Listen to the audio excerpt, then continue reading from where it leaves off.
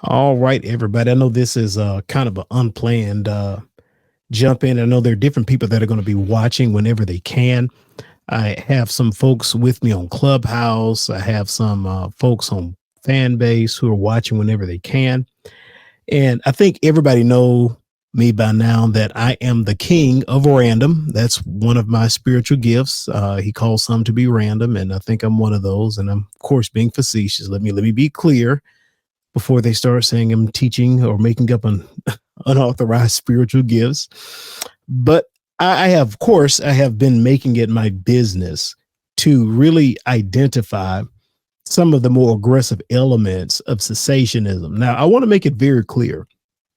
It is not my goal to vilify those who disagree with the stance of continuationism within the church. Now, I disagree. I have a very strong stance on the continuation of spiritual gifts, that it is a biblical reality. I would dare say an apostolic necessity. It is the will of God for the gifts to be active in his church till we all come into the unity of the faith. I think I've been very clear on my position about that in the past. But as many of you know, our world, we're experiencing a lot of challenges. One of the things that I think classical Pentecostalism has been very clear about is that the gifts of the Spirit are not a cure-all for life's problems. Now, there is a very deceptive element in what has been called the charismatic world, or what has developed into the, dare say, NAR, or the New Apostolic Reformation. And as one who holds what many will call a classical Pentecostal position theologically, I want to go on the record by saying I am deeply and energetically opposed to the excesses and the energetic abuses of what they are touting as a demonstration of the gifts of the Spirit. If there are legitimate manifestations, they are happening in spite of the participants, dare say not because of the participants. But we have another extreme tonight, dear listeners, and those who are viewing tonight on YouTube, Facebook. And again, while you have the chance, go ahead and click, share, like, and subscribe. Let somebody know we have an Apostolic Pentecostal podcast, YouTube channel, social commentary. Let's get a good social conversation going from a Oneness Pentecostal worldview. There is a gentleman that I have listened to for some years. And one thing I do is that just because a person does not share my worldview, I am not going to shut their voice off. Now, I will disagree with their voice.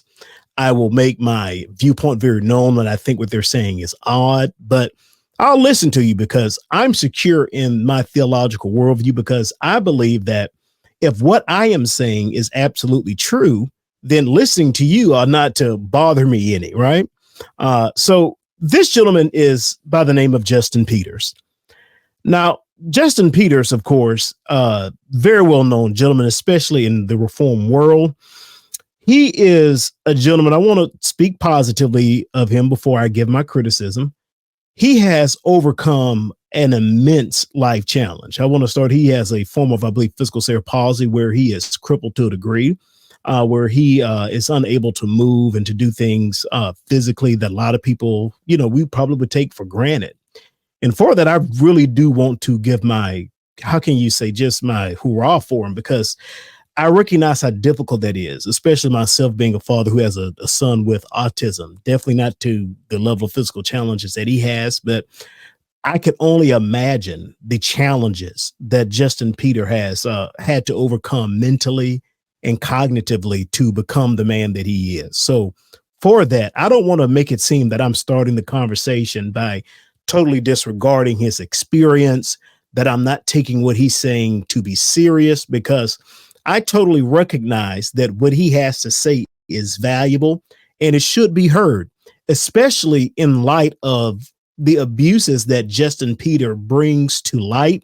Is something that's a little bit close to home for comfort, in light of that when many people think of these excess abuses related to the charismatic movement, even though as Pentecostals, we know that we do not see the charismatics as a part of us, the outside non-spirit filled world they look at them and they look at us and they put all of them within the same category.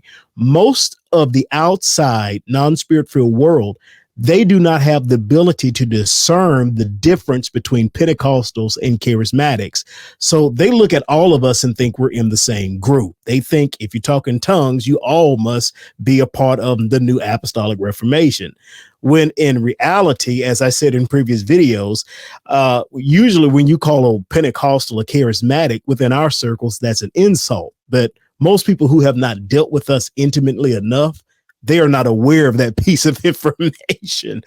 But needless to say, Justin Peters, one of the things that he does in his ministry that he's probably most well known for, and I will say this, it is so well known among us that guys like Benny Hinn and a lot of these other guys, my whole life, because I have been Pentecostal my whole life, fourth generation in the Holiness Pentecostal tradition, even before I became Oneness. Tongue talking is all I've ever been around.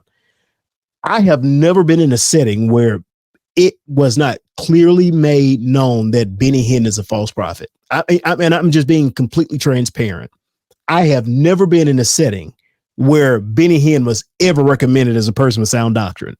So sometimes, like when I go into another setting, people are like, "Oh yeah, y'all like Benny Hinn." I'm like, "Who's like Benny Hinn?" Like that is such a shock to me sometimes. Like when people like put us in a category with him, we're like, "Wait a minute, like Benny Hinn? Wait a minute, our whole life we've been told not to have anything to do with him." So in listening to Justin Peters and a lot of guys like him, like as John MacArthur, who I gave him the nickname Daddy J Mac, he has this ability, and I've noticed this is something that happens a lot in the Reform world. They paint with super prejudicial, broad brushstrokes. They put every single person within the same. And can I just really be honest tonight for all of my YouTube listeners, for everybody who's here with me on Clubhouse, for all of those who are listening to me on Fanbase, there is a part of me that I just think that's probably being done on purpose. And I'm just being transparent. Part of that is because I look at the Reform movement statistically. They're not very large. They're not growing. And for all of our, how can you say, academic disadvantages as compared to them, let them tell it, for us to have been a movement only been around 100 years, for us to come out of nowhere and to just outgrow you by leaps and bounds, man, I would really be thinking, what in the world are we doing wrong? We got all of this education and all of these advantages. How come we're not growing anymore? Well, maybe you're not predestined to grow anymore, but that's another subject. Stop being petty. Stop being petty, Nero. But back to Justin Peters.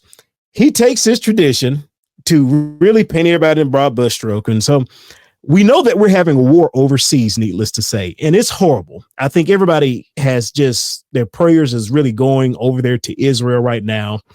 And anybody with a human heart, your heart is not only hurting for the people in Israel that are being hurt and impacted by death. Your heart is hurting for people who are being hurt negatively, even for those on the side who we would consider the bad guys, just innocent bystanders. People, there are good people on both sides who had nothing to do with anything. And I hate that because somewhere there's somebody child who got up who had nothing to do with it on both sides of the deal, and they didn't wake up that morning. And being a dad with a child, my heart hurts for that feeling for a parent that goes to that child's room and to not see their child alive. I don't wish that on anyone. So I go to the YouTube, you know, I guess I have to talk like that because I'm internally, I'm like 100-year-old man on the inside. And what do I see? There is a YouTube channel by a guy that calls himself the Smart Christian or whatever, you know, not the most humble YouTube channel name. And he does a lot of anti-continuationist stuff. He had the debate a little while ago with Dr. Michael Brown on I think it was on Eternal Security, and Dr. Michael Brown ate him alive. I mean, that was the most polite eating alive that I've ever seen in my life. But it was the same guy, and so he was reviewing it. Of course, he's signing off on it, of course. But he brings up Justin Peters' tweet. And so because of the fair use things, I thought best not just to pull up the video and do it clip by clip because I didn't want to get any YouTube strikes. But Justin Peters, he had a tweet a little while ago. It was on 11:30 on the 7th, which was a day after my birthday. Well, I was birthday's on the 6th of October. It's already hit 114,000 likes. Now, it's got 93 reposts, 35 quotes, 759 likes, and 44 bookmarks, right? Now, people are fighting for their lives. And what is on Justin Peters' mind? I just want you to think, what's on this guy's mind? Not on, hey, guys, we need to be praying for these guys. This is bad.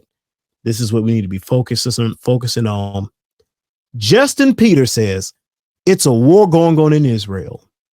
People are losing their lives.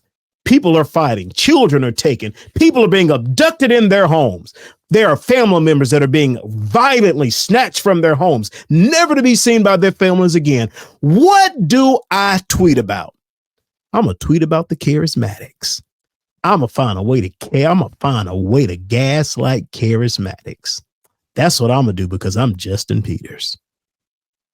Brandon, aren't you being a little dramatic? Well, I'm going to read the tweet and I'm going to let you decide for yourself. And people wonder why the reform movement is so repulsive to most people.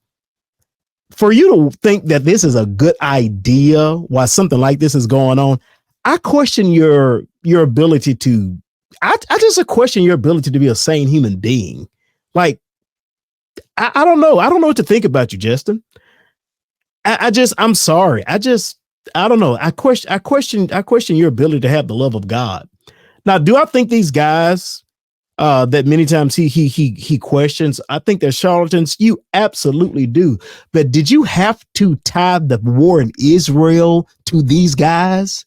Like, could you have made a separate tweet about the false prophets and made just a different tweet about the war in Israel? Could you have done that? I know you got to be efficient, but maybe everything don't have to be anti-tongue talking. Let's get to the tweet.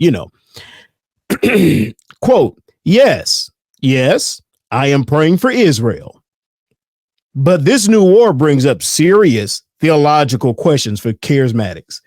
We could literally stop right there. I mean, if anything says that he is waking up for the charismatic smoke, the first line says it right there. Yes, I am praying for Israel. I do believe in praying. I turn to page 969 of the Systematic Theology on how Reformed people should pray. I do believe we should pray. I actually timed it this time. But this new war, and maybe I'm being dramatic, but this new war brings up serious theological questions. How does a war bring up serious theological questions for charismatics? Why is that crossing your mind? Like, you turn on, you see a war going on and you have theological questions for charismatics. You're nuts. Something's wrong with you. Like, that's crazy.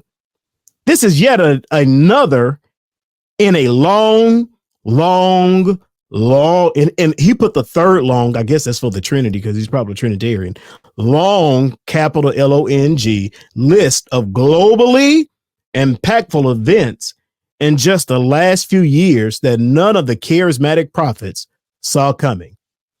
We can just ruminate, just sit there and think about this.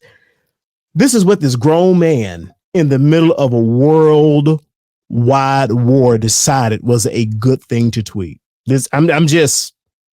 People are abducted from their homes, war, people, on CNN, they had dead bodies strewn all over the streets. I mean, women and children. And this man said, this is the charismatics' fault. I'm like, you can't make this stuff up. You cannot make this stuff up. It gets worse than this. None, period, nada, zero. Why didn't they ? All of these prophets claim to hear from God. Regrettably, and he put hyphens in the middle of the letters to show he's getting sassy, right? God tells them where to eat and who to talk to. He tells them people in their audience should give money to them. He gives them words of knowledge about shoulder problems, ringing ears, and sore backs. Sometimes, like with Sean Bowles, God even gives them people's usernames for their social media accounts and physical addresses. Sean gets this information from God as he is literally staring down at his smartphone. God's preferred method of speaking to Sean, apparently. You see how shady he is? Like, and again, Sean Bowles is a false prophet. I agree. God knows I agree. Why did he not bother to tell any of these prophets Hamas was going to launch a deadly attack on Israel and murder scores of innocent men, women, and children today?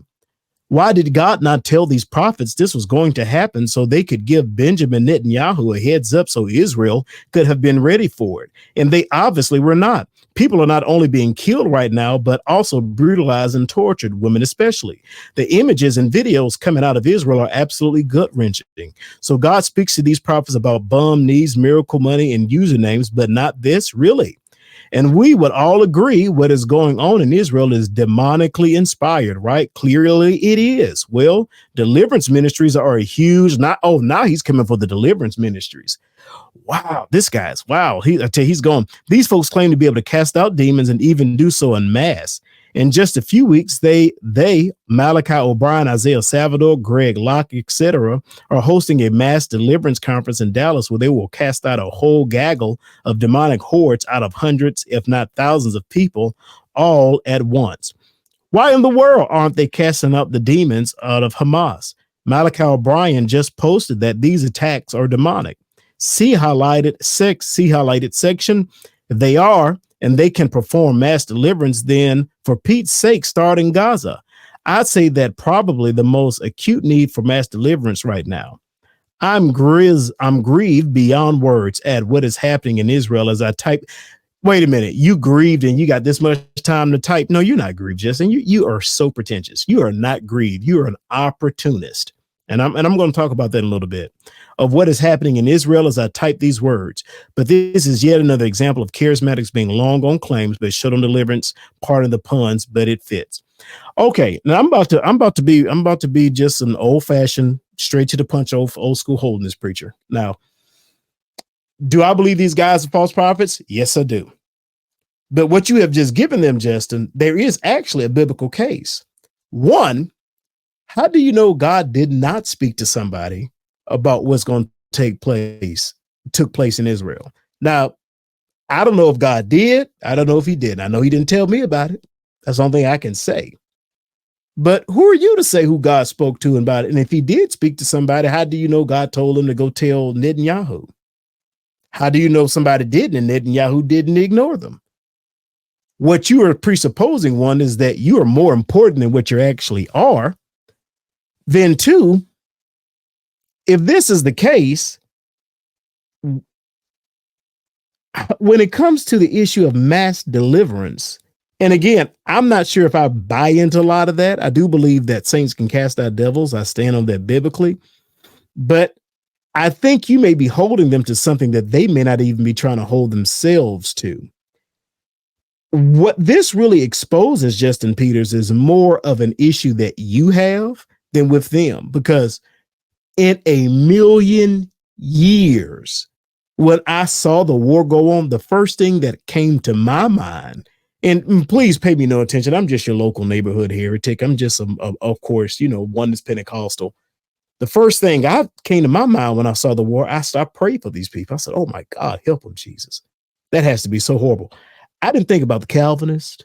I didn't think about the Unitarians. I said, this is horrible. This is so horrible. Jesus, help them.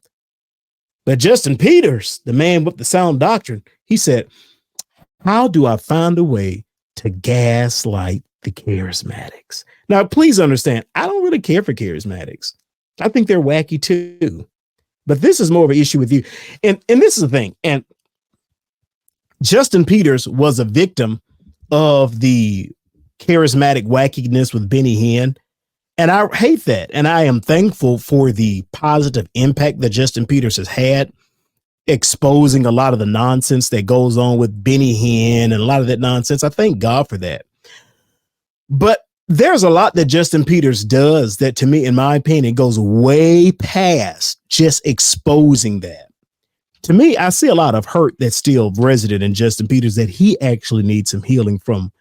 And to me, and this is my opinion, which I'm entitled to, I feel that Justin Peters uses his disability as a weapon to attack doctrines that he disagrees with, because he knows subconsciously nobody wants to attack the gentleman that can't walk. And he knows that, especially if a charismatic or a person that believes in Pentecostalism confronts him doctrinally about the things that we disagree with him about, he's going to say, well, if you believe in him, why don't you come pray for me and heal me? And see, this is the kind of things Jesus said there were many miracles that could be. But see, first, it's a spirit of unbelief that you have that's always going to be your problem. One thing that I always say, it's not about the healing that a person wants, because one, I don't promise that God wants to heal everybody. That is not something the Bible teaches. What I do say is that whatever situation you are in, you need to learn to look to the grace of God to give you the strength. Now, maybe that grace will be to suffer through it. Maybe that grace will manifest where God will miraculously heal you. But this campaign of bitterness that Justin Peters has been on for years is not of God. This tweet, totally out of line, not of God. Whereas this could have been a great opportunity with this platform to call people to pray, but you know, to be honest, prayer and Calvinism really don't go together. So I'm really not surprised, because when I think of prayer and I think of Calvinism, I have to say they don't really come to my mind very often. I was just outdone seeing this tweet and the Smart Christian channel, like, oh, this is a great opportunity.